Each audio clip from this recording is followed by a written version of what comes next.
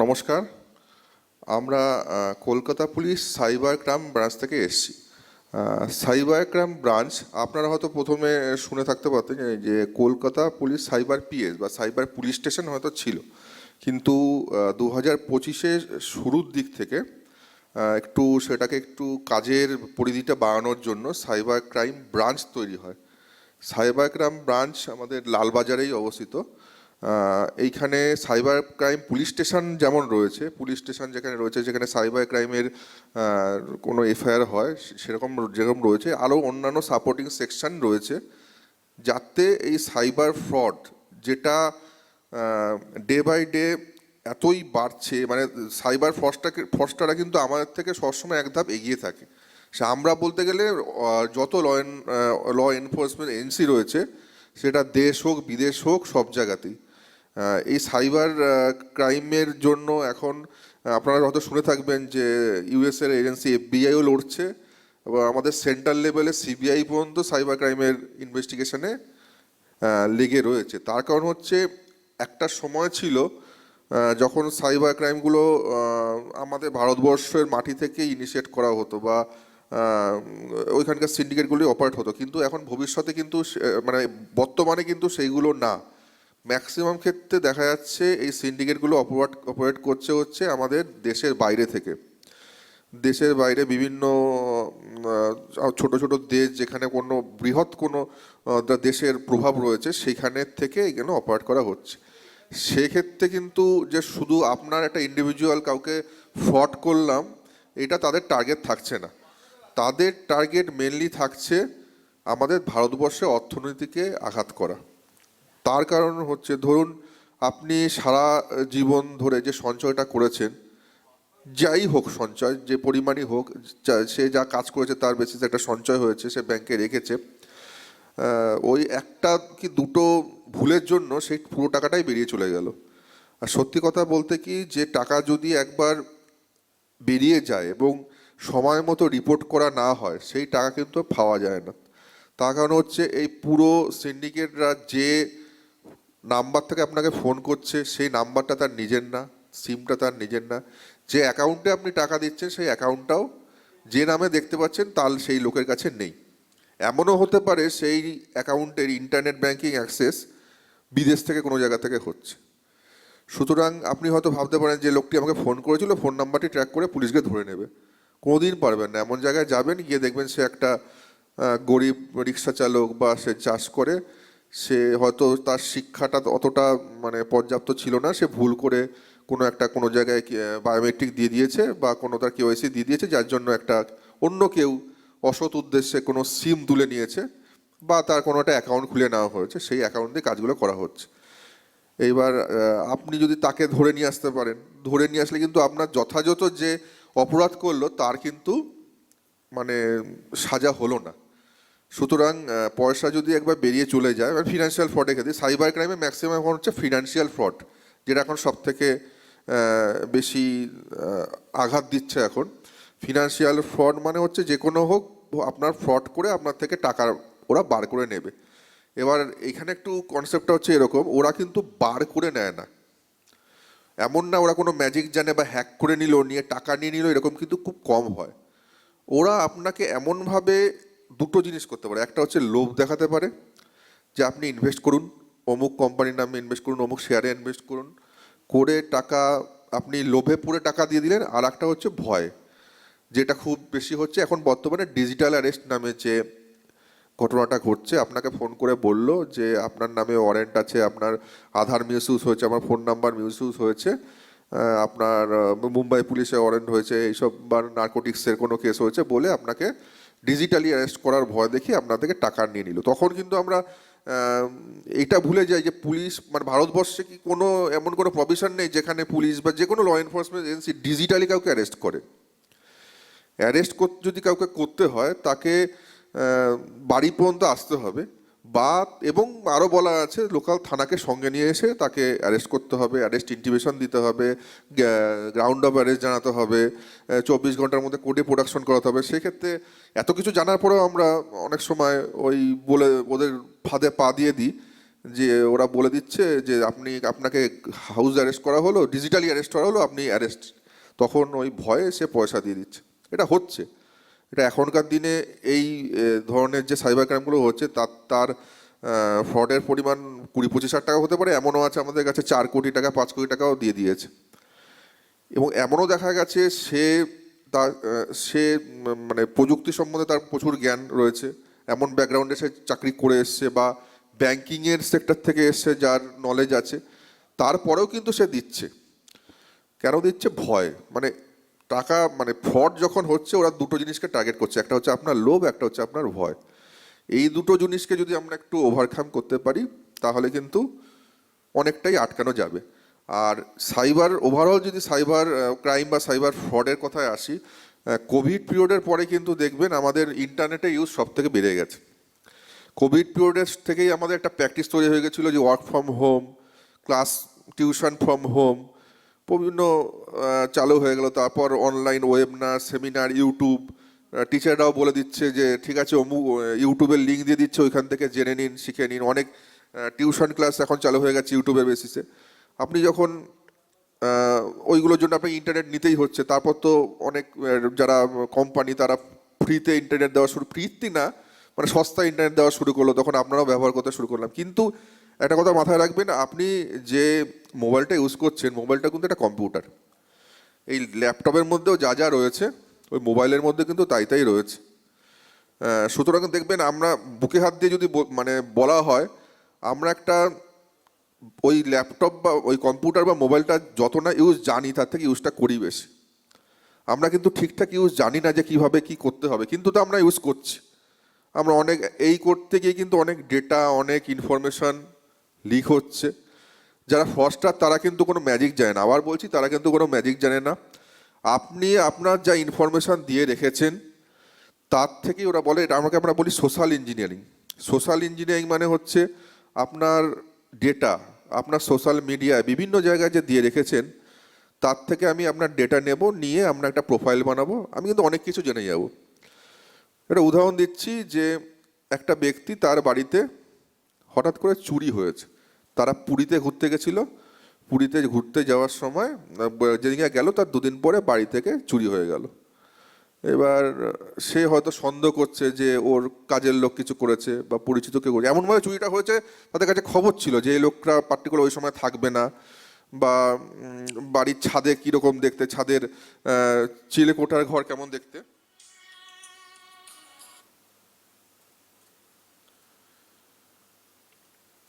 সেরকম হয়তো তাদের কাছে ইনফরমেশন ছিল। আপনি হয়তো ভাববেন যে কোনো তারা ম্যাজিক জানে বা কোনো খবর লিক হয়েছে, কিন্তু সেই লোকটি দেখবেন, আপনারাও হয়তো করেন, যে আপনি বাড়ি থেকে বেরোলেন, বেরিয়ে হাওড়া স্টেশনে গেলেন, লিখলেন যে check in Howrah station for Puri, left for Puri, ফেসবুকে দিয়ে দিলেন। তারপর পুরীতে পৌঁছালেন, সমুদ্রের বিচে গিয়ে দিচ্ছেন যে পুরী বিচ চেক ইন করলাম, ছবি দিলেন। তারপর আবার এরকমভাবেই, মানে এছাড়া আপনি অনেক ডেটা আমরা দিয়ে দিই যেগুলো দেওয়া উচিত না। এবার আপনার যে ফেসবুক প্রোফাইল মানে ফ্রেন্ড লিস্ট রয়েছে, আপনার সবাই বলতে পারেন কেউ ফ্রেন্ড লিস্টের মধ্যে সবাই আপনার পরিচিত? আপনার কিন্তু কেউ বলতে পারবে না যে 100টা লোকের মধ্যে 100টা লোক পরিচিত। কে কোন উদ্দেশ্য নিয়ে বসে রয়েছে আপনার কোনো জানা নেই। হয়তো সে আপনার ফেসবুক প্রোফাইল দিয়েই জেনে গেল যে আপনি পুরী গেছেন ফ্যামিলি নিয়ে, আপনার বাড়িতে কেউ কিছু নেই।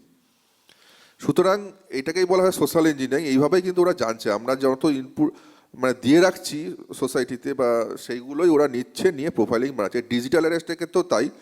ধরুন আপনাকে টার্গেট করলো, তখন হয়তো আপনি ভাববেন যে আমাকেই কেন টার্গেট করলো ওরা। তার কারণ আপনি ফেসবুকে পোস্ট করছেন যে আমি অমুক জায়গায় চাকরি করি, আমার ছেলে অমুক জায়গায় বা ছেলে মেয়ে অমুক জায়গায় চাকরি করে, আমি এরকমই। ওরা কিন্তু এখান থেকে মোটামুটি একটা স্ট্যাটাস ওরা রেডি করতে পারে যে একটা লোক বয়স এত, অমুক জায়গায় চাকরি করছে, তার ব্যাংক ব্যালেন্স কত হতে পারে, তার ছেলে মেয়ে বাইরে থাকছে, তার ব্যাংক ব্যালেন্স কত থাকতে পারে।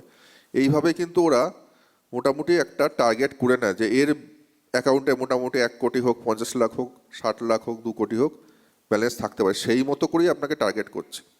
এই ফ্রডস্টার যারা থাকে, বিশ্বাস করবেন না, কিছু লোক এরকম ঘর ভর্তি কম্পিউটার দিয়ে বসিয়ে দেওয়া হয়, যে ওরা শুধু আপনার ফেসবুক প্রোফাইল ঘেঁটে বার করবে 10টা লোককে যাদের এরকম প্রোফাইল রয়েছে, যারা রিসেন্ট রিটায়ার হয়েছে, যারা হয়তো বাড়িতে একটু একা থাকে, তার ছেলে মেয়ে বাইরে থাকে, অমুক জায়গায় চাকরি করতো, চাকরি করলে এত বছর পর বয়সে যখন রিটায়ার হয়েছে, ছেলে মেয়ে যদি বাইরে থাকে তাহলে তার কেমন ব্যাংক ব্যালেন্স থাকতে পারে, শারীরিক অসুস্থতা থাকলে একরকম থাকবে ব্যাংক ব্যালেন্স, সেটা না থাকলে একরকম থাকবে, এরকম প্রোফাইলিং করে তখন কিন্তু টার্গেট করে। তারপর তার কী ধরনের ইন্টারেস্ট, সে যদি ব্যবসায়ী হয় তার এক ধরনের ইন্টারেস্ট হবে, সে যদি লেখক হয় তার এক ধরনের ইন্টারেস্ট হবে, সেই মতো করে তাকে প্রভোগ করা হবে করে কী করে। এবার একটা জিনিস মাথায় রাখবেন যে আপনাকে হয়তো হট করে বললো যে আপনার আধারটা মিসইউজ হয়েছে। আপনি দেখুন, আপনি জেরক্সের দোকানে জেরক্স করতে গেছেন, আপনার আধার, প্যান, ভোটার কার্ড সব কিছু দিয়েছেন, আপনার কি মনে হয় ওইগুলো নিয়ে ফ্রডস্টাররা অনেক কিছু করতে পারে? ওই ডেটা সব জায়গায় অ্যাভেলেবেল, আপনার আধার নাম্বার, আপনার প্যান নাম্বার সব জায়গায় অ্যাভেলেবেল। যদি হট করে আপনাকে ফোন করে বললো যে আপনার প্যান নাম্বারটা কিন্তু আমার কাছে আছে, এত এত এত আপনার নামে এই হয়েছে, আর আপনি বলবেন আমার প্যান নাম্বার আরও অনেক লোকের কাছে আছে। আপনার প্যান নাম্বার আপনি লোন নিতে যখন গেছেন তার কাছে রয়েছে, জেরক্সের দোকানে যখন গেছেন জেরক্স করতে তার কাছে রয়েছে, কিছুই হবে না ওই নাম্বারে। কিন্তু তারপরে স্টেপ হচ্ছে আপনাকে ভয় দেখানো। আপনার প্যান নাম্বারটা বলবে যে আপনার প্যান নাম্বারটা কিন্তু ইনকাম ট্যাক্সের কাছে রিপোর্ট আছে যে এত টাকা আপনার ফাইন হয়েছে, এই অমুক তমুক বললো, আপনি আমার ভয় পেয়ে গেলেন। আলটিমেটলি ওরা কিন্তু তখন ভয় দেখিয়ে টাকাটাকে সাইফন করার চেষ্টা করে। আমাদের এটা তো গেলো একটা ওভারঅল একটা বললাম, আমাদের আরও সাইবার ফ্রড রয়েছে। আমরা মানে সাইবার পিএসএ বা দৈনন্দিন যত রিপোর্ট আমরা নিই সেখান থেকে নিত্য নতুন সাইবার ক্রাইম আমরা অভিজ্ঞতা করি। তার কিছু প্রেজেন্টেশন আমাদের কাছে রয়েছে যে বর্তমানে কী ধরনের সাইবার ক্রাইম হচ্ছে। সাইবার ক্রাইমের শিকার একটা মানে মাইনর বাচ্চা থেকে শুরু করে বয়স্ক লোক, যে কোনো সময় হতে পারে। যারা ইন্টারনেট ইউজ করছেন সবাই সাইবার ক্রাইমের শিকার হতে পারে। আমরা সেই মতো করে একটা প্রেজেন্টেশন দিচ্ছি, আমাদের মাধুর্য ভট্টাচার্য আমাদের এই সহকর্মী, ও একটা প্রেজেন্টেশন দিচ্ছে আপনাদের কাছে।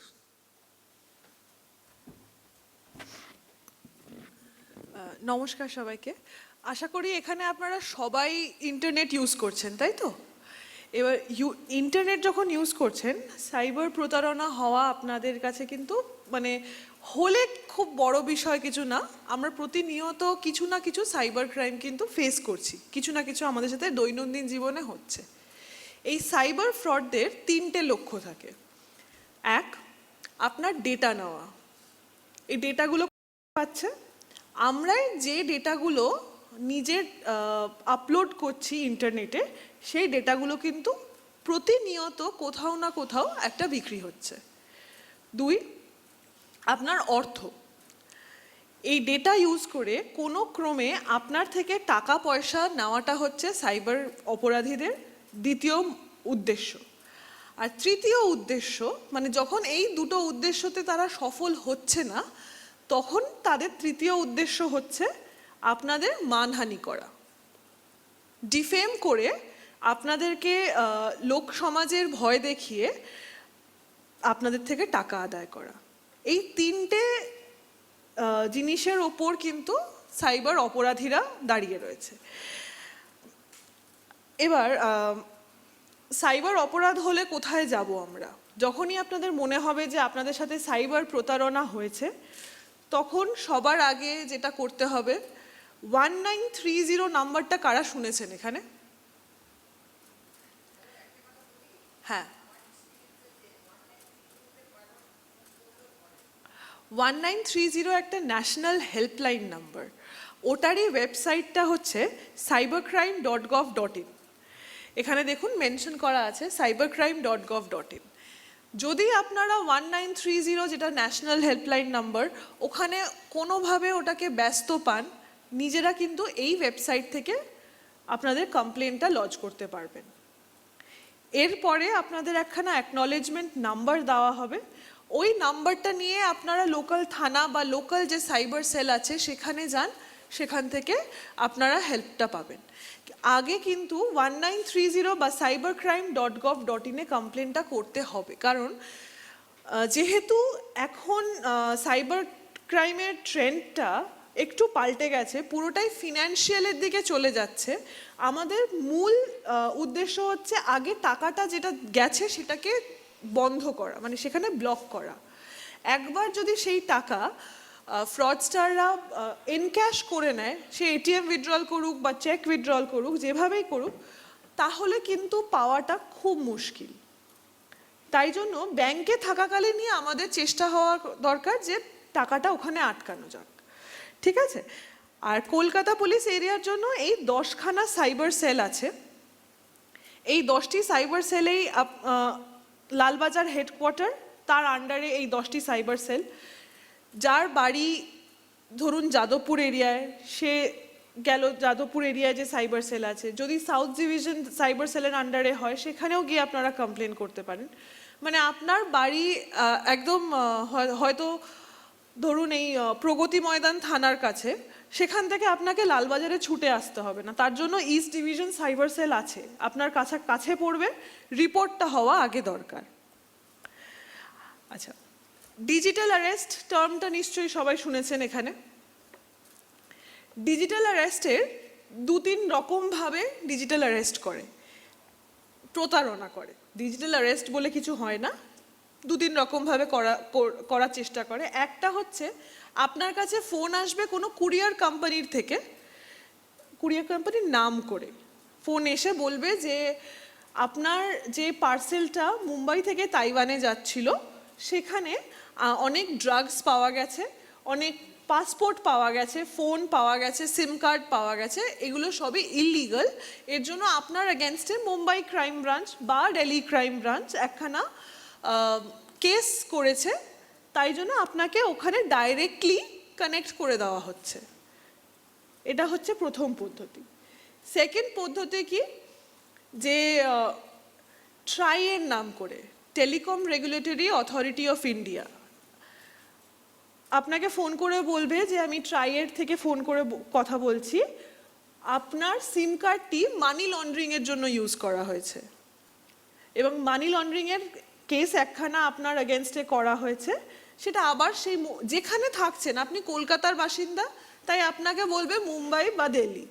এবার যদি আপনি দিল্লির বাসিন্দা হন, তখনই এরকমই কোনো আরেকটা মেট্রো সিটির নাম বলবে। পরের পদ্ধতিটা সেম, যে আপনাকে ডাইরেক্টলি কমিউনিকেট করিয়ে দেওয়া হচ্ছে ওই অফিসারের সাথে। আর থার্ড, আমাদের মেলে তো অনেক রকমের ফ্রড মেলস আসে, যেগুলো হয়তো আপনি লোন অ্যাপ্লাই করেননি কিন্তু আপনার কাছে লোন অ্যাপ্রুভালের মেল আসছে। ঠিক এরকমই একখানা মেল আসতে পারে আপনার কাছে যে আপনি ইন্টারনেট সার্ফ করার সময় চাইল্ড পর্নোগ্রাফি সাইট ভিজিট করেছেন।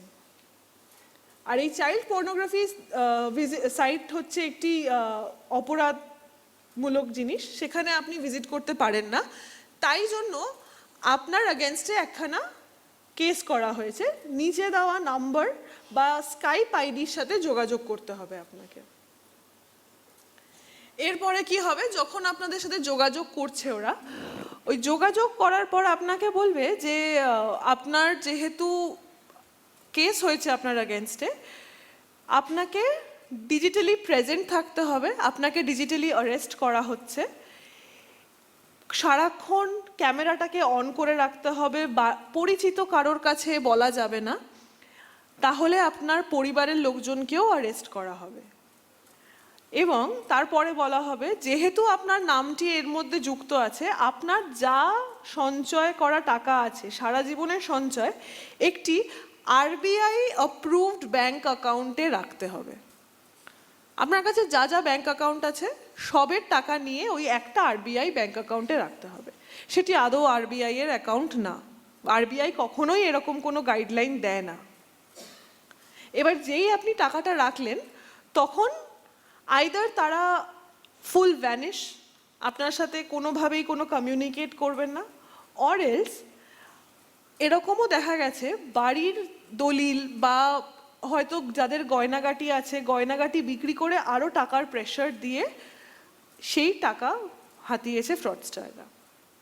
এরকম যে কোনো কেসে যখনই আপনার কাছে এরকম কোনো কল আসবে, সবার আগে আপনাকে 1930 কমিউনিকেট করতে হবে, অথবা 100 ডায়াল তো করতেই পারেন, কিন্তু 1930-তে রিপোর্ট করাটা ম্যান্ডেটরি।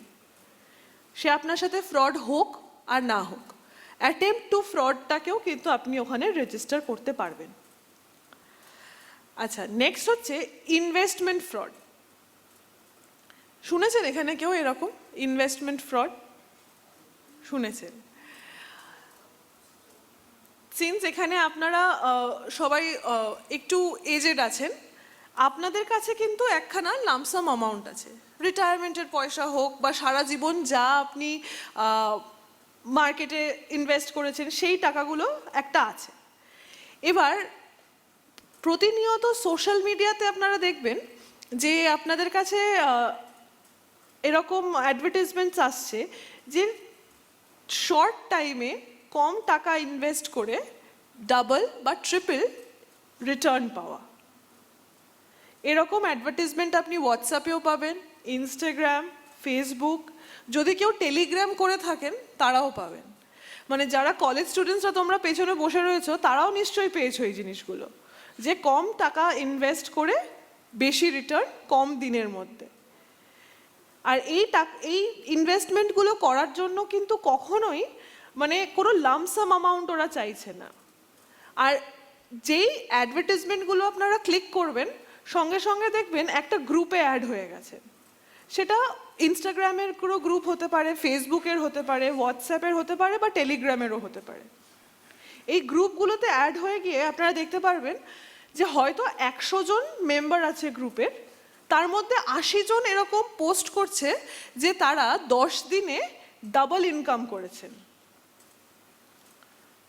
হয়তো তারা 2 লাখ টাকা ইনভেস্ট করেছেন, তারা 4-5 লাখ টাকা ফেরত পেয়ে গেছেন 10 দিনের মধ্যে। এবং প্রতিনিয়ত এই জিনিসটা দেখতে দেখতে আপনাদেরও হয়তো মনে হবে কি আমি একটা ছোট অ্যামাউন্ট ইনভেস্ট করে দেখি, 10,000 টাকা ইনভেস্ট করে দেখি। আপনি 10,000 টাকা ইনভেস্ট করলেন, আপনি 3-4 দিনে দেখলেন আপনি সত্যিই 20,000 টাকা রিটার্ন পেয়েছেন। আপনি ভাবলেন বেশি লোভ করে লাভ নেই, আবার সেই 20,000 টাকাই ইনভেস্ট করলেন। সেই 20,000 টাকা ইনভেস্ট করার পরও কিন্তু আপনি রিটার্নটা পাচ্ছেন। এবার এই রিটার্নটা পাওয়ার পর আপনার কাছে মনে হলো যে না এটা তো জেনুইন, তাহলে একটা বড় অ্যামাউন্ট ইনভেস্ট করে দেখি। বড় অ্যামাউন্টটা ইনভেস্ট করলেন, এবার আপনাকে দেখাচ্ছে যে আপনার ডাবল হয়ে গেছে, কিন্তু টাকাটা আপনার ব্যাংক অ্যাকাউন্টে আসছে না। তখন আপনি কমিউনিকেট করলেন যে কাস্টমার কেয়ার নাম্বার দেওয়া আছে যে টাকাটা কেন আসছে না। আপনাকে খুব সুন্দর করে বুঝিয়ে দেওয়া হলো যে টাকাটা যেহেতু বড় অ্যামাউন্টের, তাই জন্য ওটা এখন আমাদের সাইটে আপনি দেখতে পারবেন, কিন্তু এখন উইথড্র করতে পারবেন না, আরও কিছু টাকা আপনাকে ইনভেস্ট করতে হবে। এই করে করে আপনি ইনভেস্ট করছেন, দেখছেন টাকা বাড়ছে, কিন্তু আপনি টাকাটা এনক্যাশ করতে পারছেন না। এবার আপনার কাছে যখন আমি কম অ্যামাউন্টের বলছি, 10 লাখ টাকা ধরুন আপনি ইনভেস্ট করে দিয়েছেন, কিন্তু আপনার ওখানে প্রোফাইলে হয়তো দেখাচ্ছে আপনি 50 লাখ টাকা রিটার্ন পেয়েছেন। আপনি এবার ভাবছেন যে আর ইনভেস্ট করবো না, এবার আমি এনক্যাশ করে নেব। এবার যেই আপনি এনক্যাশ করতে যাবেন, এনক্যাশ কিন্তু করতে পারবেন না। মানে আপনার প্রিন্সিপালটাও এনক্যাশ করতে পারবেন না, যেটা আপনি লাভ করেছেন সেটাও এনক্যাশ করতে পারবেন না। কেন পারবেন না? তখন ওরা বলবে যে আপনি যেহেতু এই অ্যামাউন্টটা ক্রস করে গেছেন আপনাকে জিএসটি দিতে হবে, বা আরবিআই এর গাইডলাইন অনুযায়ী আপনাকে আরবিআইকে এই ট্যাক্সটা পে করতে হবে। এরকম করে নানান ভুজরুকি দিয়ে আপনার থেকে আরও টাকা আদায় করবে। অথবা যেই দেখবে যে আপনি এনক্যাশ করার চেষ্টা করছেন, পরক্ষণে ওই গ্রুপটা বা ওই যে ওয়েবসাইটটা যেখান থেকে আপনি চেক করছিলেন পুরোটাই গোটা ইন্টারনেট থেকে গায়েব হয়ে যাবে। এটা হচ্ছে ইনভেস্টমেন্ট ফ্রডের একটা জিনিস। আর পেছনে যারা ছোটরা বসে রয়েছে, তোমাদের ক্ষেত্রে কি হবে যে তোমরা যখন স্পেশালি টেলিগ্রাম নিশ্চয়ই ইউজ করছো তোমরা, প্রথমত টেলিগ্রামে অনেক অ্যাড দেখতে পারবে যে পার্ট টাইম জব মানে কিছু সাইটে রিভিউ দিয়ে বা কোনো ভিডিওতে লাইক করে টাকা ইনকাম করা, অথবা হয়তো কিছু ছোট ছোট রাইটিংস লিখে সেগুলোর টাস্ক করে টাকা ইনকাম করা। একটা সেট অফ টাস্কে হয়তো মানে একটা টাস্কে 10টা ছোট ছোট টাস্ক আছে, ওই টাস্কগুলো করলে কিছু টাকা তোমরা পাচ্ছ, আবার সেকেন্ড টাস্কে আবার কিছু টাকা তোমরা পাচ্ছ। এরকম করে করে হয়তো থার্ড টাস্কটা যখন তুমি করতে গেলে তখন তোমাকে দেখালো যে 9th যে টাস্কটা আছে ওই থার্ড সেট অফ টাস্কের মধ্যে ওটা কিছুতেই হচ্ছে না। যেই তুমি কমিউনিকেশনটা করলে কাস্টমার কেয়ারের সাথে, তখন তোমাকে বললো যে ঠিক আছে আমরা এই টাস্কটা ম্যানেজ করে দিচ্ছি, আপনি 1000 টাকা ইনভেস্ট করুন, 1000 টাকা ইনভেস্ট করে নেক্সট টাস্কে চলে যান, তাহলে আরও ডাবল হয়ে যাবে, তারপরে এটা ম্যানেজ হয়ে যাবে। এবার এই যে 1000 টাকা ইনভেস্ট করা শুরু হলো, এবার কিন্তু আস্তে আস্তে তোমার থেকে ইনভেস্টমেন্টটা বাড়তে শুরু করলো। অথবা এরকম কিছু টাস্ক আছে যেখানে তুমি 1000 টাকার কিনে কোনো একটা সাইটে তোমাকে ওই জিনিসগুলো বিক্রি করতে হবে, বিক্রি করে তোমাকে ডাবল কমিশন দিচ্ছে, এরকমও কিছু আছে। এই জিনিসগুলো পুরোটাই কিন্তু ইনভেস্টমেন্ট ফ্রডের মধ্যে পড়ছে। আবারও ইনভেস্টমেন্ট ফ্রড হোক, সাইবার যে কোনো অফেন্স হোক, সেখানে কিন্তু 1930-তে কমপ্লেনটা সবার আগে করতে হবে, কারণ এখানে টাকা ইনভলভ আছে। ঠিক আছে? অনলাইন মানে লোন নিতে গেলে তো মোটামুটি ব্যাংকে অনেক দৌড়াদৌড়ি করতে হয়। স্পেশালি এটা ছোট যারা আছে, যারা মোটামুটি কলেজ পড়ছে, তাদের অবধি এটা এখনো অবধি সীমিত আছে, বা যারা খুব নিডি তাদের অবধি আছে। সেটা হচ্ছে অনলাইনে এরকম প্রচুর সাইটস আছে যেখানে আপনাকে শর্ট টার্ম লোন দেবে, কম টাকা, 10,000 টাকা, 20,000 টাকার লোন দেবে, কিন্তু এই জিনিসগুলো দেবে আপনাকে 7 দিনের জন্য। এখানে আপনাকে রেজিস্টার করতে হবে না, আপনি শুধু সাইটটায় গিয়ে আপনাকে জাস্ট এলিজিবিলিটি হয়তো চেক করছেন যে আমি এটার জন্য এলিজিবল কিনা, এই লোনটা পাওয়ার জন্য এলিজিবল কিনা। এলিজিবল কিনা দেখতে হলে আপনাকে প্যান কার্ডের নাম্বার দিতে হবে, আপনার আধার কার্ড দিতে হচ্ছে, আর আপনার একটা ছবি দিতে হচ্ছে। এতে কি হচ্ছে, যে ওয়েবসাইটটা আছে ওখানে একখানা টার্মস অ্যান্ড কন্ডিশন থাকে, এবার ওটাকে আমরা না পড়ে ক্লিক করে দিচ্ছি। ওখানে স্পষ্টভাবে লেখা ছিল এই সাইটটি আপনার কন্ট্যাক্টস, আপনার গ্যালারি দুটোই অ্যাক্সেস করবে। এবার এলিজিবিলিটি চেক হয়ে গেল, এলিজিবল হয়ে গেলে 10,000 টাকার জন্য, কিন্তু কোথাও থেকে একখানা 1,500 টাকা অ্যাকাউন্টে এসছে, 10,000 টাকা কিন্তু আসেনি। এলিজিবিলিটি চেক করা হয়েছে খালি, লোন অ্যাপ্লাই তখনও হয়নি। 3 দিন পর থেকে র্যান্ডম নাম্বারস থেকে ফোন আসবে যে যেই 1,500 টাকার লোনটা নিয়েছিলেন সেটা ফেরত করুন, না হলে আপনার কোনো মর্ফড পিকচার আমরা আপনার গোটা কন্ট্যাক্টসকে পাঠিয়ে দেব। কি করে পেল এই মর্ফ পিকচার? প্রথমত আমরা নিজেদের একখানা ছবি দিয়েছি সেখানে, সেকেন্ড আমার গ্যালারি অ্যাক্সেস করতে পারছে, থার্ড আপনার আধার কার্ড আর প্যান কার্ডের একটা ছবি আছে, আর আমাদের ফোনে আমরা নিজেদের রিলেটিভসদের নাম মামা কাকা দিয়েই সেভ করে রাখি, বা আমাদের অফিসের কলিগসদের নাম্বারগুলো পেছনে একটা করে, মানে যখন সেভ করছি পেছনে একবার লেখা থাকে যে কোথাকার কলিগ তিনি। এই ফ্রডস্টাররা টার্গেট করবে এরকম কোনো একটা জায়গায় যেখানে আপনার মানহানি হবে আর আপনি টাকাটা দিতে বাধ্য হবে। আর একবার টাকা দিতে শুরু করলে কোনোভাবেই কিন্তু টাকা দেওয়া বন্ধ করা অসম্ভব হয়ে যাবে। তারপর হয়তো দেখা যাবে বাড়ির কিছু লোকের কাছে কোনো একটা, মানে হয়তো হোয়াটসঅ্যাপের ডিপিটার ছবিটা নিল আর নিচে কোনো একটা নিউড পিকচার লাগিয়ে পাঠিয়েই দিল। স্পেশালি মানে মেল ফিমেল এটা কি কিন্তু কোথাও বার নেই এখানে, এটা সবাইকেই করতে পারে। এরকম যদি কারোর সাথে হয়, সবার আগে নিজের ডেটাগুলোকে অন্য কোথাও একটা ট্রান্সফার করে ফোনটাকে ফরম্যাট করতে হবে। যে নাম্বারগুলো থেকে আপনাকে কল করে ডিস্টার্ব করছে 1930-তে কমপ্লেন করবেন, বা সঞ্চার সাথী বলে একটা অ্যাপ আছে সেখানেও কমপ্লেন করতে পারেন। টেলিগ্রামের ওয়ার্ক ফ্রম হোম আমি বলে দিলাম। টেলিগ্রামের কিন্তু আরেকখানাও সমস্যা হয়, যারা টেলিগ্রাম থেকে মুভি বা বই ডাউনলোড করছো তারা জানছো না কোথা থেকে সেন্ডারের সোর্সটা কি।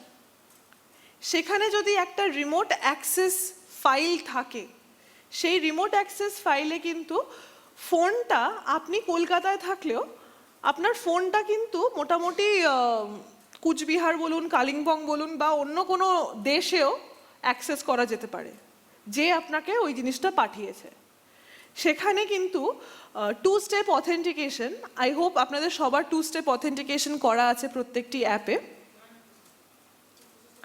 আচ্ছা, ঠিক আছে, বলে দেবো। এই টু স্টেপ অথেন্টিকেশন কাজ করবে না, যে কোনো লক কাজ করবে না, কারণ আপনার ফোনের একটা রেপ্লিকা সে কিন্তু বহু দূর থেকে বসে দেখতে পাচ্ছে। আপনার ফোনটা আপনি হয়তো এখন ইউজ করছেন না, কিন্তু ব্যাকগ্রাউন্ডে কিন্তু সে ইউজ করতে পারছে, তার সিস্টেমে কিন্তু চলছে। আপনি কখন কার সাথে চ্যাট করছেন, কোন প্যাটার্নে খুলছেন, কি আপনার পিন নাম্বার, সেগুলো সব রিমোট অ্যাক্সেস ফাইলে কিন্তু, মানে রিমোট অ্যাক্সেস অ্যাপ যেগুলো হয় সেগুলোতে ও দেখতে পাচ্ছে। এবার দেখে 2-3 দিন আপনাকে অবজার্ভ করার পর জানতে পারবে যে সবচেয়ে ভালনারেবল সময়, মানে যে সময়টা আপনি একেবারেই ফোনটা ইউজ করছেন না, সেটা কোনটা। এবার ওই সময় আপনার যদি অ্যাকাউন্টে টাকা পয়সা থাকে, তাহলে ওই টাকা পয়সা নেওয়ার জন্য ওটিপির আপনার থেকে ওকে চাইতে হচ্ছে না, কারণ ও দেখতে পাচ্ছে কি এসএমএস আসছে। ওই এসএমএসটিকে ও ডিলিটও করে দিতে পারবে, যাতে আপনি বুঝতেও না পারেন যে আপনি ওটিপিটা ওকে দিয়েছেন। আর যাদের কাছে টাকা পয়সা নেই, তাদের কাছে তো অবভিয়াসলি ছবি আছে। পার্সোনাল ছবিগুলো কোথাও একখানা কোনো একটা সাইটে আপলোড করে দিল, যেখান থেকে হয়তো অনেক রকমভাবে হ্যারাসড হতে পারো। তাই জন্য মানে আননোন সোর্স থেকে কোনো কিছু ডাউনলোড করা, মানে বিট মুভি, বিট কোনো পড়াশোনা করার বই, বিট মানে হোয়াটসঅ্যাপে সকালবেলা ফরওয়ার্ডসগুলো আসে না, গুড মর্নিং, ওই গুড মর্নিংগুলো ডাউনলোড করাও কিন্তু ইকুয়ালি ডেঞ্জারাস, কারণ ওগুলোও বারংবার ফরওয়ার্ড হয়ে আসছে, এবং ওটার পেছনেও কিন্তু এরকম একখানা টেকনোলজি আছে যেখানে হাইড করা যাবে এই রিমোট অ্যাক্সেস ফাইলসগুলো। তারপর রিসেন্টলি এই যে ভ্যালেন্টাইন্স ডে আসছে, ভ্যালেন্টাইন্স ডেতে হার্টস আসবে হোয়াটসঅ্যাপে, ঝিকিমিকি ঝিকিমিকি হার্ট। সেই হার্ট তো ডাউনলোড করে ফেললে কিন্তু সাথে কিন্তু পেছনে ওই রিমোট অ্যাক্সেসও চলে আসতে পারে। আর একটা জিনিস যেটা আসতে পারে সেটা হচ্ছে আপনাদের কাছে এরকম হয়তো আসবে যে এই ছবিটা দেখুন তো, এটা কি আপনার পরিচিত, এই ব্যক্তিটি হারিয়ে গেছে, চেনেন নাকি দেখুন তো। আপনি ছবিটা ক্লিক করলেন চেক করার জন্য, সেখানে কিন্তু অবধারিত এরকম এপিকে ফাইল বা একটা রিমোট অ্যাক্সেস ফাইল রয়েছে। বা কোনো সোশ্যাল মিডিয়াতে আপনাকে হয়তো বললো যে কালেকশন অফ ইয়োর ফটোজ বলে আপনার মেসেজ বক্সে এলো, সেখানে কিন্তু এই এপিকে বা এই রিমোট অ্যাক্সেস ফাইলসগুলো আছে। এই আননোন সোর্স থেকে আসা জিনিসগুলো ডাউনলোড করা খুবই ডেঞ্জারাস। আপনার সারা জীবনের জমা পুঁজি তো যেতে পারেই, আর সাথে আপনার মানহানিও হতে পারে। হ্যাঁ, কিচ্ছু অ্যাকসেপ্ট করবেন না, এটাই। এরকমও হতে পারে, সিন্স এটা ওয়েডিং সিজন চলছে, ওয়েডিংয়ের কোনো কার্ড ইনভিটেশন এলো আননোন নাম্বার থেকে, আপনি হয়তো ভাবছেন যে আপনার কোনো রিলেটিভ হয়তো পাঠিয়েছে। গ্যারেন্টি দিয়ে বলছি 99% অফ টাইমস ওটা কিন্তু ফেক, ওই এপিকে দেওয়া থাকে ওটার মধ্যে। যেই ফাইলে স্পেশালি দেখবেন ডট এপিকে আছে, এপিকে, সেটাকে ডাউনলোড করা যাবে না, স্পেশালি অ্যান্ড্রয়েডে থাকবে এগুলো। হ্যাঁ,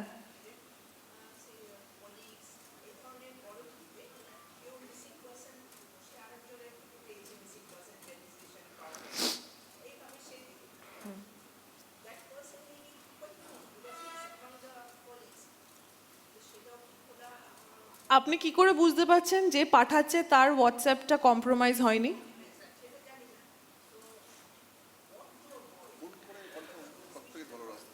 normal call, back to basics, WhatsApp call না, নর্মাল কল, যে নাম্বারটা আপনার ধরুন পরিচিত, মানে 100 জনের আপনার হয়তো কলিগের গ্রুপ আছে, আপনি যে 100 জনকেই চেনেন সেরকম তো না, আপনি যেরকমটা বলছেন।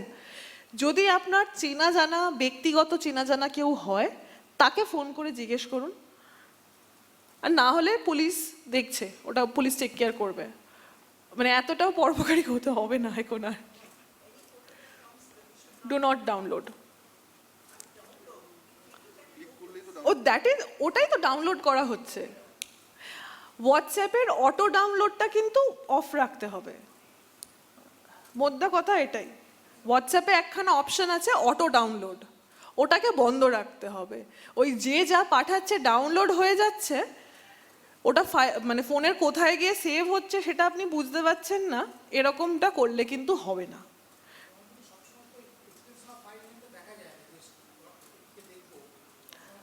দরকার নেই তো। হ্যাঁ হ্যাঁ। হুম।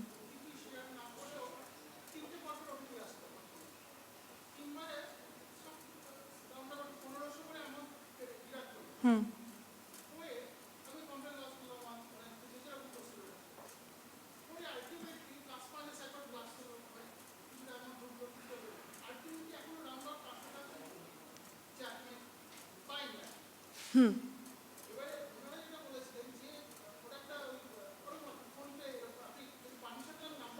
হুম। হুম।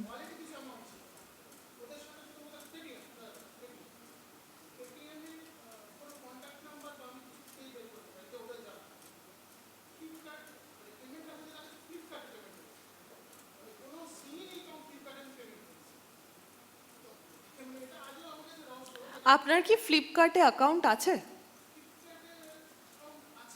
সেটার সাথে কি আপনার এই পেটিএমটা লিংক করা ছিল?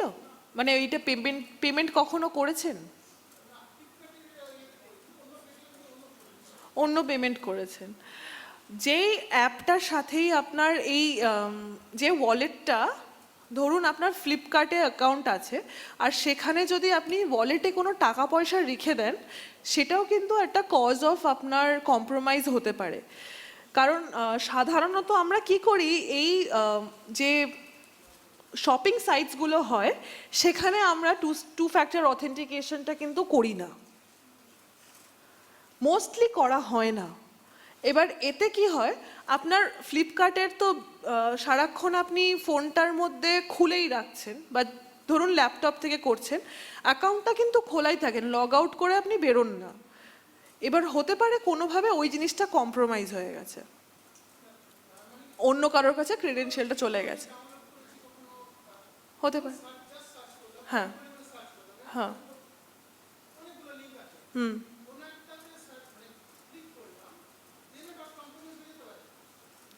লিঙ্কটা ম্যালিশিয়াস হলে হতে পারে, দেখতে হবে যে আপনি কি ডেটা ইনপুট করছেন ওখানে।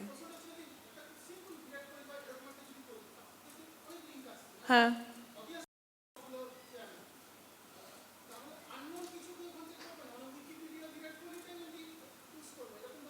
হ্যাঁ।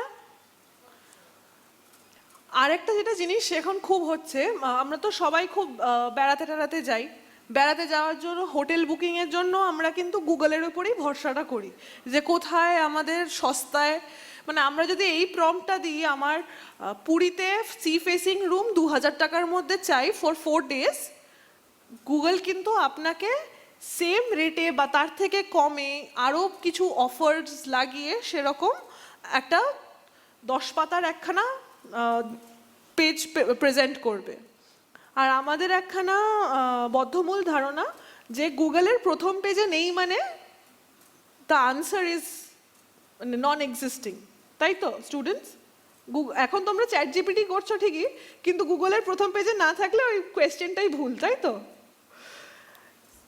এবার প্রথম আমাদের আরও মানে আমরা তো খুব লেজি হয়ে গেছি ইন্টারনেটের জমানায়, এই যে প্রথম পেজটাও কিন্তু আমরা নিচে অবধি স্ক্রোল করে যাই না, প্রথম 4টে যা ওয়েবসাইট থাকে সেটা হচ্ছে একদম ধন্বন্তরীর কথা, আমরা ওখানটাতেই আমরা একদম বিলিভ করে রাখছি। নর্মালি প্রথমটাই, ম্যাক্সিমাম প্রথম 4টে, যে কোথায় সবচেয়ে বেশি ভালো অফার পাওয়া যাচ্ছে, ঠিক আছে?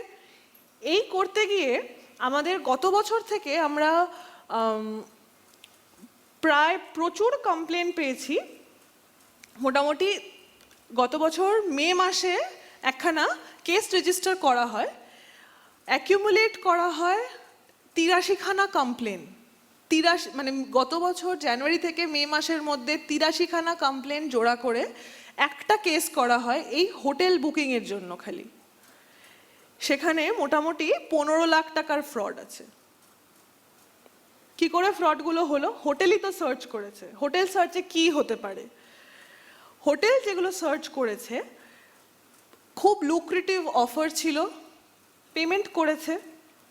পেমেন্ট এটা হচ্ছে এটারও পার্টস আছে। পার্ট 1, পেমেন্ট করেছে, পেমেন্ট করে সেই হোটেলে গিয়ে উপস্থিত হয়েছে ভিকটিম, যে বুকিংটা এনক্যাশ করানোর জন্য। ওখানে গিয়ে ম্যানেজার বলছে যে না, আপনার নামে কোনো বুকিং নেই। মানে যে বুকিংটা হয়েছে সেটা হচ্ছে একটা ফ্রড ওয়েবসাইট থেকে হয়েছে। এটা তো তাও ভালো যে হোটেলটা এক্সিস্ট করছে। সেকেন্ড, এরকম আমাদের এখন খুব চল উঠেছে যে আমরা অফবিট লোকেশনে যাব। এবার অফবিট লোকেশনে হোটেলস তো পাবেন না, পাবেন হচ্ছে হোমস্টেজ। এবার সেই রকম একখানা হোমস্টে কিছু লোক বুক করেছে। বুক করার পর সেই পাহাড়ের কোলে গেছে, গিয়ে দেখছে যে ওই এরিয়াতে কোনো বসতি কোনোদিন এক্সিস্টই করতো না। দীঘা, পুরী, নর্থ বেঙ্গল তাও মানা যায়, হিমাচল, উত্তরাঞ্চল, এই সব জায়গাগুলোতে গেলে কিন্তু আপনার গোটা পরিবারকে নিয়ে যেতে এবং ওখানে গিয়ে দেখলেন যে হোটেলটা কোনোদিন এক্সিস্টই করতো না, তাহলে কিন্তু খুব মুশকিল। এবার এইখানে একটা ট্রেক আছে, যখন আপনারা হোটেলটা বুকিং করছেন দেখবেন যে ওখানে যদি অ্যাড বা স্পন্সর্ড লেখা থাকে, ওটাকে ধরে রাখতে পারেন ওটা একটা ফেক ওয়েবসাইট।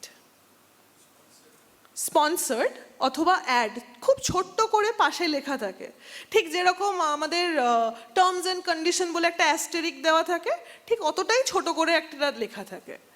এগুলোকে অ্যাভয়েড করতে হবে। সেকেন্ড, যখন আপনি বুকিং করছেন যে অ্যাড্রেসটা দেওয়া আছে ওই অ্যাড্রেসটা ক্লিক করবেন না। ওই অ্যাড্রেসটা কপি করে নিজেদের গুগলের যে ম্যাপস আছে সেখানে স্যাটেলাইট ভিউতে দেখুন ওখানে আদৌ কোনো বসতি আছে কিনা, ওখানে আদৌ কোনো হোটেল আছে কিনা। গুগল এখন এগুলো দেখিয়ে দেয়। ক্লিয়ার?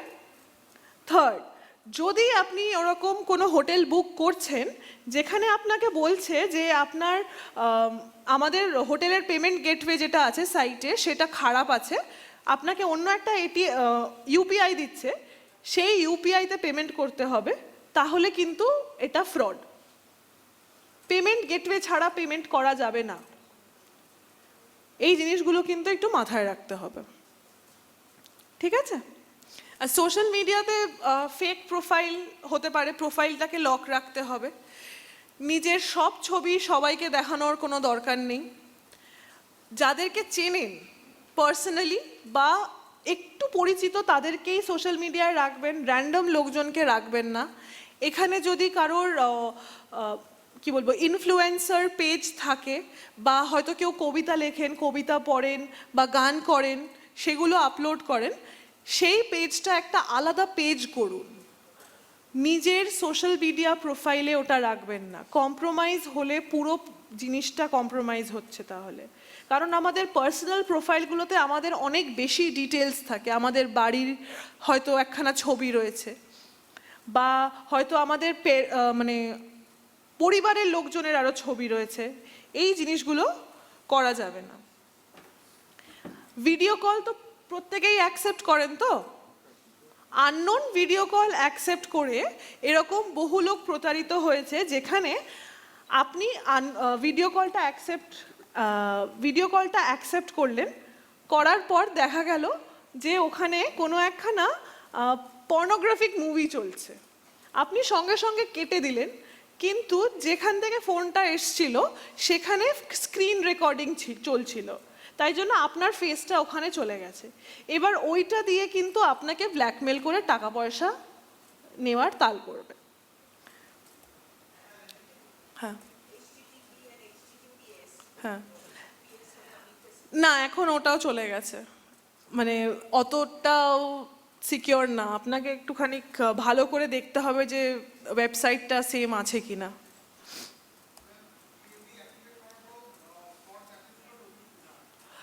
সেটা তো টেলিকম সার্ভিস প্রোভাইডারই আপনাকে বলতে পারবে কি করে ঢোকে।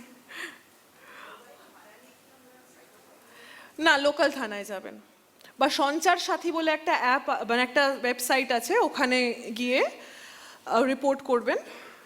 আর সঞ্চার সাথীতে আপনার আধার কার্ডের নাম্বারটা দিয়ে দেখতে পারবেন আপনার নামে এক্সেস কোনো সিম চলছে নাকি যেটা আপনি ইউজ করছেন না। যদি এরকম হয়ে থাকে তাহলে কিন্তু আপনারা ওখানেই রিপোর্টটা করতে পারবেন। আচ্ছা, এটা একটা কেস স্টাডি, এটা আপনাদের বলে দিই। একজন মাঝবয়সী একজন ভদ্রমহিলা, কলকাতা নিবাসী, পেশায় ডাক্তার। ওনার সাথে একজন লন্ডনে থাকা একজন ব্যক্তির বন্ধুত্ব হয়। সে বন্ধুত্ব এতটাই গভীর হয় যে লন্ডনের সেই ব্যক্তি, লুইস উইলিয়াম তার নাম, সে কলকাতায় আসতে চায় এই আমাদের ভিকটিমের সাথে দেখা করতে।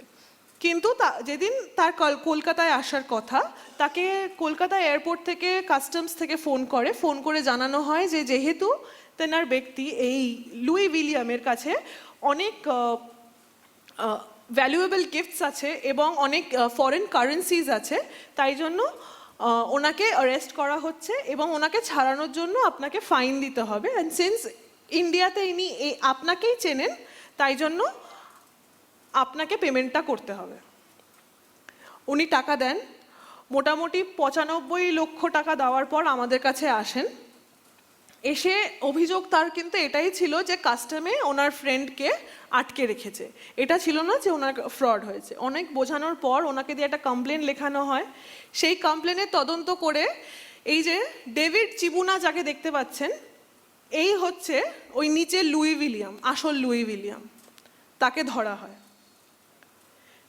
তাই বলে রাখছি, ইন্টারনেটে যেটা দেখছেন সেটা কিন্তু সবসময় সত্যি না। আর ইনভেস্টমেন্ট ফ্রডের এরকম একখানা এক্সাম্পল এটা, যেখানে কলকাতার এক ব্যক্তিকে প্রায় 1 কোটি টাকা হারিয়েছিলেন। সেই ব্যক্তি সিঙ্গাপুরে একটা ওই আয়ুর্বেদিক অয়েল কোম্পানিতে ইনভেস্ট করেছিলেন, সেই হচ্ছে এই ব্যক্তি।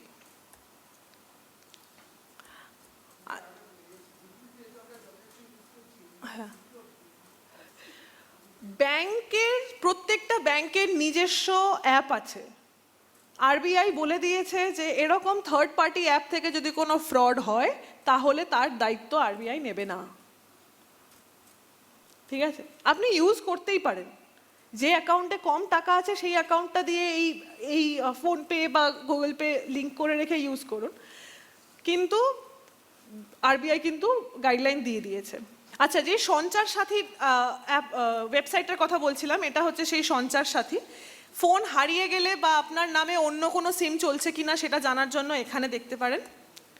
আর এইগুলো হচ্ছে আমাদের লালবাজারের cyber related social media handles. কিউআরগুলো স্ক্যান করে আপনারা ফলো করে রাখবেন, সো দ্যাট নতুন যা আপনাদের প্রোগ্রামগুলো, মানে আমাদের যে ফ্রড যেগুলো হচ্ছে, কিভাবে প্রতারিত করছে বা কিভাবে বাঁচতে হবে, সেগুলো আপনি এখান থেকে জানতে পারবেন।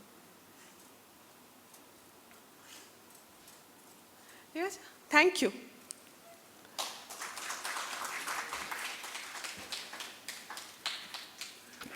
বোঝাই যাচ্ছে আমরা একটা খুব মনোজ্ঞ অনুষ্ঠানের মধ্যে দিয়ে গেছি, যেটা খুব প্রয়োজনীয় অনুষ্ঠান ছিল, কিন্তু আমাদের তো পরবর্তী অনুষ্ঠানের দিকে এগোতে হবে। সেই জন্য এখানেই আলোচনাটা শেষ করতে হলো। কিন্তু আমার মনে হয় ওরা তো কতগুলো ওয়েবসাইট এবং স্পেসিফিক ইন্টারাকশনের জায়গার কথা আমাদের বলে দিয়েছেন, এবং বিশেষ করে বলে দিয়েছেন যে কি সতর্কতা অবলম্বন করা দরকার। মুশকিল হচ্ছে একটু বেশি বয়স হলে কখনো কখনো অসাবধানতাবশত আমরা অসতর্ক মুহূর্তে ভুল করে ফেলি এবং তার মাসুল গুনি। তা সত্ত্বেও আমার মনে হয় আজকের এই আলোচনার থেকে আমরা সবাই সমৃদ্ধ হলাম। তার জন্য ওরা দুজনেই বিশেষভাবে আমাদের কাছে ধন্যবাদ। আরও আমাদের একটা ছোট্ট রয়েছে, ওদের এখানে এসে আমাদের এই সাথে দেওয়ার জন্য কিছু আমাদের তরফ থেকে মেমেন্টো দেওয়া।